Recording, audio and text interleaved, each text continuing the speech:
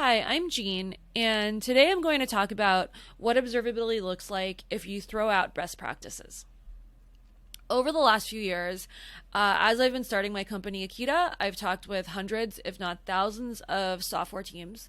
And what I hear over and over again is look, they'll tell me sheepishly, we try to be good about testing ahead of time, but we often don't know what our systems will do until we run them.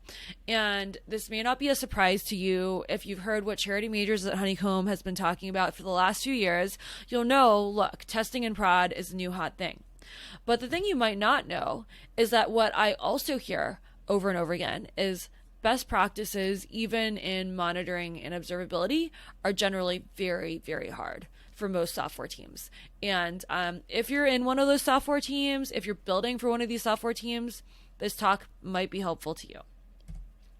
So the rest of this talk is about building an observability solution for what my team and I call the 99% developers. Yes, we'll get into what this means. And I'll start by talking about the breakdown of the software development lifecycle. You know, you're probably a hip, modern, young developer if you're at this conference, and probably software development lifecycle doesn't mean a lot to you because you have moved beyond the age of shrink wrap software. But a lot of tooling still assumes a lot of the tenets of what happened when software was shrink wrapped. And so I'll talk about what's changed, what this means for tooling, what this means for you as a software developer. Then I'll talk about the observability gap that I've noticed when it comes to most developers out there. That's why, 99% developers, most of you guys. And then finally, I'll talk about what my team and I have been doing to bridge this gap. So before I get started, you might be wondering, okay, who's Jean? Why is she talking to me about observability? And I came upon observability in kind of a weird angle. So before starting Akita, I was an assistant professor at Carnegie Mellon University. I was working on formal programming languages. So that's techniques for, formally designing programming languages, specifying all part of a programming language, designing languages to, eliminate whole classes of errors. So think Rust, but, Rust was what my field was working on maybe like 15, 20 years ago. So like Rust+++. And the beliefs of my field were, if you build the right languages, all programs will be better. We're going to uplift all developers by making the most correct languages, the best ways for proving them correct, and all of software is just going to be provably correct and beautiful. And so as you can see, this is quite different than the world of observability. When I test in production, that whole thing. But, as this talk unfolds, you'll see the existential crises that led me into observability. And long story short, I started Akita Software after realizing there's a major tooling gap on the other end of the spectrum, which is software is this, organic, evolving beast with emergent properties, and we just have no control over anything that's going on. There is no truth, there's only what happened. And so I shifted to working on Akita and an observability solution after I realized that's where the action is, and there's a lot of work to be done there. And so as part of starting Akita, I've done hundreds, if not thousands of user interviews. And so the discovery of 99% developers was really part of my process as well. And so this talk is really about, mirrors my thinking and how I came to work, not on language design, but on a new observability solution. So I'll start by talking about the breakdown of the software development lifecycle. So software has completely changed and what it is and how it operates, but a lot of the way we think about tooling is still from the old days. So back in the day, think 80s, Bell Labs, the now canceled Richard Stallman. Back then, code was like a recipe. You had 10 lines, you shared it with your friends. Maybe one day you got really really excited and wrote 50 lines, and then you pass those around to your friends. And first of all, the sheer volume of code is just way bigger than it used to be. And so I know you can't see in this slide. I'm just assuming everyone's seen this slide already in their lives somehow, but if not, you can go to informationisbeautiful.net. But here's a visualization of just the sheer size of code bases. And so Linux 3.1 is over 10 million lines of code. And so that is much, much larger than anything people are passing around. And so for me in my personal journey, I was sort of like, wow, how are we going to prove this many lines of code correct?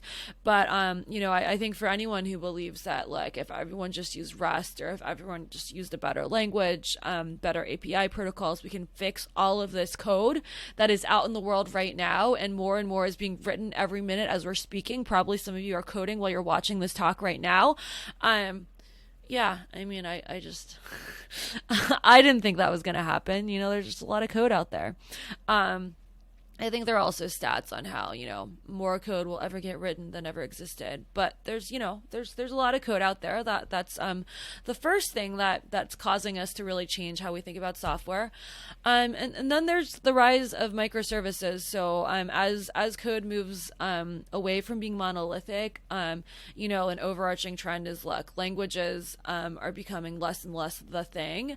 You really have this living, breathing system that you're dealing with now, where functionality is encapsulated into your services. It's really about the APIs that are talking to each other. Microservices also introduce, like many other layers, like systems are now massively heterogeneous. It's really your API protocols that matter more than the languages, and the implications of that will come in a couple of slides, and then finally the third part of my personal existential crisis, and also what's been happening with software in the last few years, is the rise of the API economy. And so for anyone who's a languages nerd, I'll just break down, like, this is step 1, step 2, step 3 of my personal existential crisis. And if you don't have any clue what I'm talking about, that's okay. But what the rise of APIs really drives home is, look, any network call already subverts any application level guarantee. So anything you get with your language, with your type system, with any application level tooling, your network calls were not part of that. So with the rise of microservices, with the rise of APIs, language level tooling, unit testing, integration testing, static analysis, dynamic analysis, a bunch of this stuff that were tools we had to understand what the heck was going on with our software systems. This is just not as hugely relevant anymore. And sure, it's possible to kind of get around this if you have a bunch of network components and you're all using like Rust, or all using Go, all using C#, whatever you want. That's one thing. But for me, what the rise of the API economy really drove home was, look, the future is just different software components encapsulated by APIs talking to each other. They're completely black box. You have no control. You don't know what's inside that Stripe API or that Twilio API that you're calling. And for me, I was just like, holy crap, this puts a real wrench in any kind of formal logical analysis that I was working on before. I need to be working on this instead, because this is the future of computing. And so this brings us to 2018, when I started seriously thinking about Akita, and I said to myself, look, what we have going on is the rise of APIs and software as a service makes it easier than ever to quickly add functionality to a system. I don't see that going away. I don't see software shrinking and becoming monolithic again. And so now implementations depend on how all the components fit together. Testing is happening in production, and there is not really the sense of truth that we had before. So intended behavior is based on observed behavior. And so, this cult I was part of, really, it was all about programmers are going to write specifications and we're going to prove those specifications correct. No one knows. The specification is the behavior. I get in a lot of fights on Twitter talking about this. I'd love to hear from you where you stand, but where we are is the software development life cycle has changed forever. Nothing is the same. And so this is a little bit of a red herring because look, this SDLC picture hasn't been relevant since the advent of like agile. But I'll put this up just to show you how much we've changed and how much we really need to just let go our notion of what a developer tool even is. But you plan, then you analyze, then you design, then you implement, then you test, then you maintain. And so a couple big things, design is much less top down and more organic. It's just about mixing and matching off the shelf components. You have services, you have external APIs of services. There's just, the design really depends on a lot of things outside of your control, outside of yourself. And testing has decreased in scope, testing as we know it, because these companies telling me their unit tests, their integration tests don't have a lot of scope. It makes a lot of sense because most of the action is not happening without other services and other APIs. And so what you really have in the world is a situation where people are implementing, they're doing a little bit of testing and integration, and then it's maintain. And this service-oriented lifestyle for software cuts both ways because, on the side of the software consumer, you're consuming a lot of services, you're interacting with them, the testing has less scope. On the side of the software producer, if you are maintaining a SaaS app, it's not that you shrink wrap it and you mail it out, but people are interacting with your API daily. You're updating that maybe multiple times a day. And so there's this constant conversation between different pieces of software across APIs. It's evolving. There's no centralized source of truth for any of it. It's not even clear a lot of the time, from whose point of view should we be looking at this whole thing. And so this, to me, the rise of APIs and SaaS is what fundamentally shifted this whole thing. And it's not just we made it a faster cycle or we cut some steps, but we're in this situation where we're just in a constant, continuous evolution of software now. And so some examples of software practices that have gone out the window, people used to say, in school, debug with a debugger, not printf. We now debug with logs. Common wisdom, use type checkers and linters to help you catch preventable errors before production. These aren't helping you across services. Sure, GraphQL helps. Sure, also most services are not GraphQL at the moment. And then what about testing your code on small examples before running the whole thing? When you're testing in prod, this just, looks totally different. What's the new reality? And so in that sense, the observability people have gotten it right. That's how I came to work on observability. Charity Majors, the CTO of Honeycomb, has this great blog post where she says, look, when I test in prod. And she has a great essay where she says once you deploy, you aren't testing code anymore. You're testing systems, complex systems made up of users, code, environment, infrastructure, and a point in time.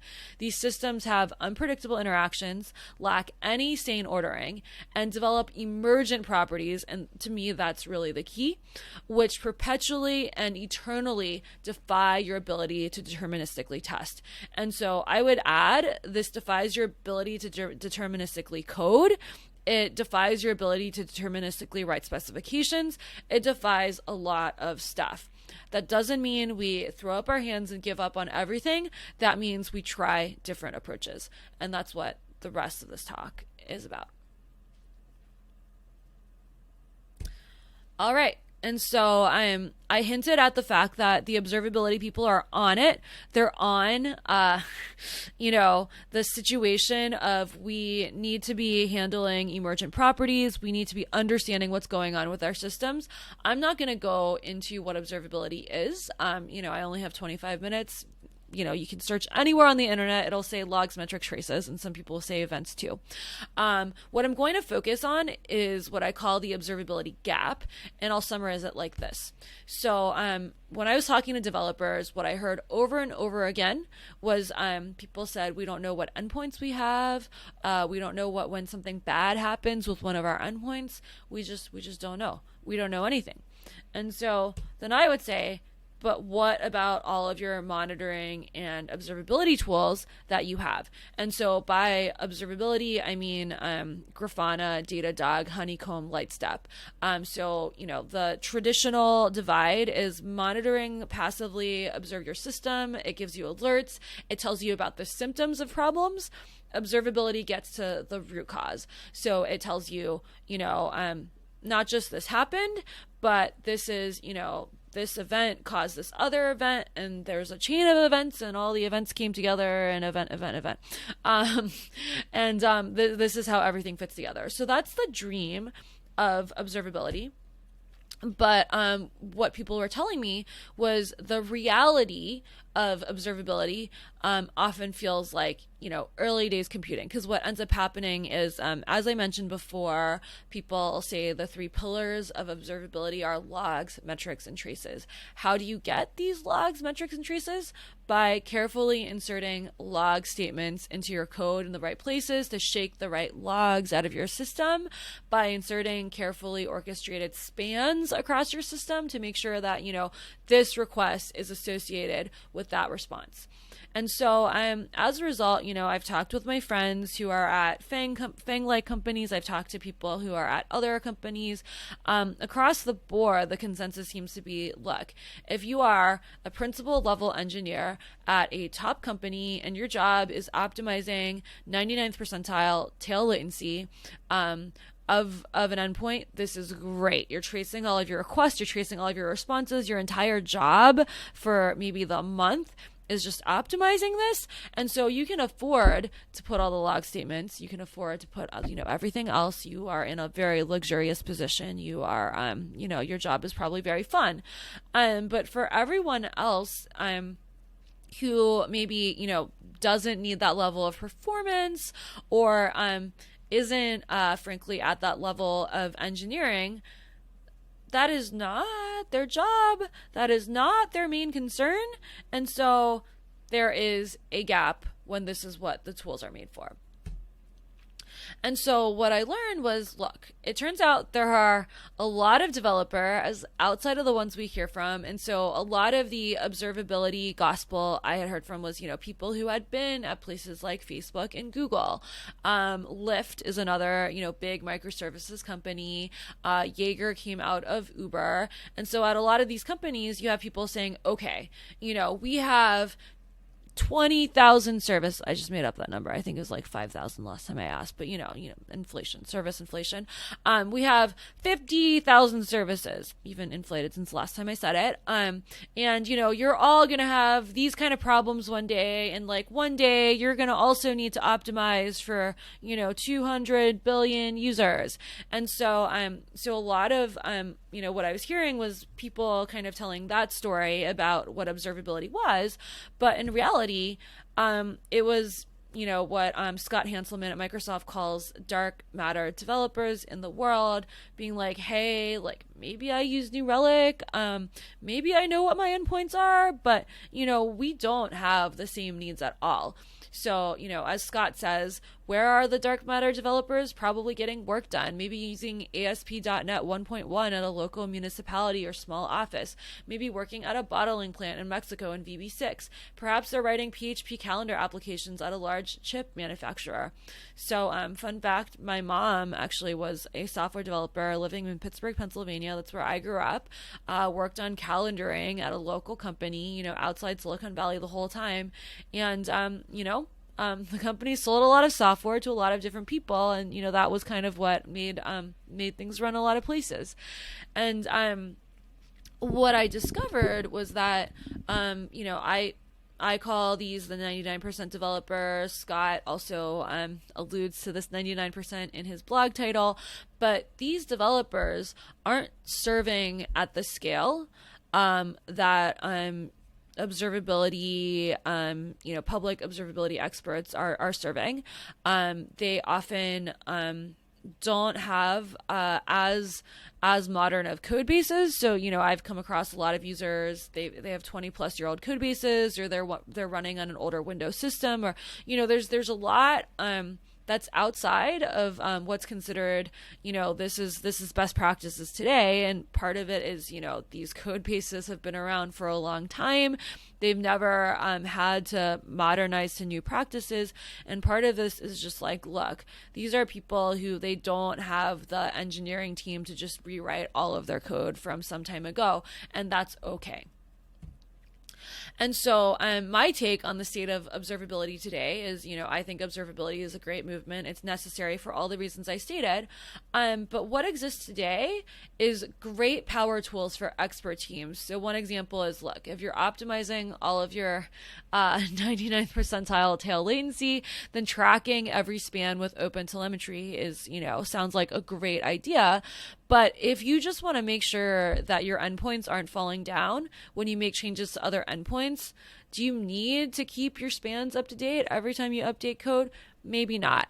And so what I also heard is, look, if you know what you want to track and how you want to track it, then you can easily understand what's going on with your system. Like, look, I want to log this. I get these kind of bugs. Then, a Lightstep, a Honeycomb, a Datadog, Grafana custom dashboards, what have you. That's great. What people are telling us was getting left behind was everybody else. Like, what happens if I don't know what I want to track? What happens if I not only did I not predict I need this information, I didn't even know what kind of information I'm supposed to be thinking about. So that all makes it harder. There are a couple of trends that make this even harder. You must have heard of the Great Resignation by now. Software teams are more junior than ever before. Part of this is just there are more software developers with like every new cohort of software developers, and so by science the teams are more junior. And then finally, software has been around for longer, but it's not that people are rewriting the old code. So you have a lot of aging code bases. I come across users who, they have their first code was written in the early 90s. This is becoming more and more common. And so and a lot of the time on these teams, the person who wrote the code is no longer around. And so even if you are the most expert developer who's been around, has seen code like this, if you are not around when the system was built, it is very, very hard to log the right places and know what you're looking for. And so to summarize part of what's wrong and how the gap happened, our conversations about software development have been assuming planned gardens to some extent. So, a lot of observability solutions aren't guilty of all of these, but I'll just, summarize this planned garden mode of operation to call it out. So we often implicitly assume tech stacks are homogeneous. We often implicitly assume tech stacks are fully under our control, that they don't change much over time. I think, I've come across so many teams that are like, yep, we're going to convert to GraphQL. And I'm like, okay, cool, good luck. And they say, I don't need your solution anymore because, by next year it's going to be all GraphQL. And I'm sort of like, okay, how long did it take you to convert to GraphQL after GraphQL existed? How long is GraphQL going to be around? If you look at all the protocols, there was SOAP, there was WSDL, there was REST didn't even come along for a while. So like, and so my view is, look, tech stacks change, the needs of the team changes. And so when you have evolving software with an evolving team, a lot happens. And then we also assume people who write the code are around to test and maintain it. And that's often not true. And so to me, software is this evolving rainforest, and what embracing that means building tooling that can work as widely as possible across the components of your system. It means making tooling as easy to install and configure as possible across your system, and making tooling usable by people who inherited a mess of a system. And so I didn't want to make this a vendor pitch, so I'll just spend a very small amount of time talking next about what we're doing. And I believe we're just one point in the space. I think there need to be many other solutions like this. So I hope this inspires you to, use our beta or join us because we're hiring, but also think more about what should observability look like for most developers out there. All right. So for us, the Akita challenge, because we realized, look, developers don't have a lot of time to be sitting around implementing observability solutions. Developers don't often have a lot of expertise to be sitting around making all these custom dashboards. I see it on my own team as well. So we asked ourselves, how far can we get with no instrumentation? And how far can we get without asking a user to make any custom dashboards? All right, so the part one, and you've probably heard of this, is eBPF-based passive traffic listening. And so BPF stands for Berkeley Packet Filter, allows us to drop into a system without requiring code changes or proxies. And this means, no including any library, no anything, just include libpcap in our case. And the only footprint is the additional memory our agent takes. So we don't have a bunch of probes that do OS level stuff. We just do network. And so I will say this is not novel in itself. There are many other solutions that listen to traffic passively. And so that's why this is only part one of the solution. And to foreshadow part two, I'll tell a quick anecdote about after we built part one, we showed our users like, hey, you asked for, easier observability. Here's all of your traffic. And our users were like, okay, I'm coming to you because I wanted to be less overwhelmed, not more overwhelmed. At least when we were logging ourselves, we knew what we were logging. What the heck are we supposed to do now? So part two is the part that this ties it back together. This comes back to all of my experience, but it's automatic traffic modeling. And so our view is, hey, let's automatically infer properties about API behavior from the traffic, starting with API structure and extending to other behavioral components like performance, of fields correlating with other fields, that kind of thing. And instead of using black box machine learning techniques, let's use structured compiler-like and program analysis-like solutions. You can read more about this on our blog. And so this is actually where the team and I finally got to use our programming languages background, because we're like, all right, there's a mess of traffic. Let's have at it. And so really quickly, what you can do with Akita is you can drop us in to passively monitor your traffic via eBPF. So no changes to your code necessary, no need to install a proxy. And then we take that traffic in pretty much real time. We're inferring this is your API structure. This is invariance on what your API behavior is doing. And then the killer feature is we automatically tell you about changes. So we'll tell you, hey, we haven't seen these endpoints in a while. These are new endpoints. You're using some new data types here. This used to be an email. Now it's string. What's going on?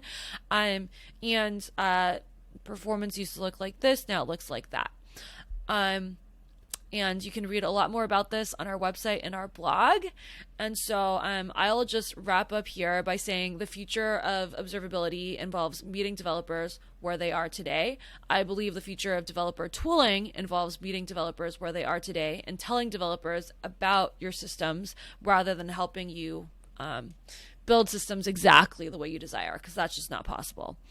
And so I'll be around if you have any questions. We are hiring. We do have a private beta available. You can go to akitasoftware.com to learn more about any of this. See you around.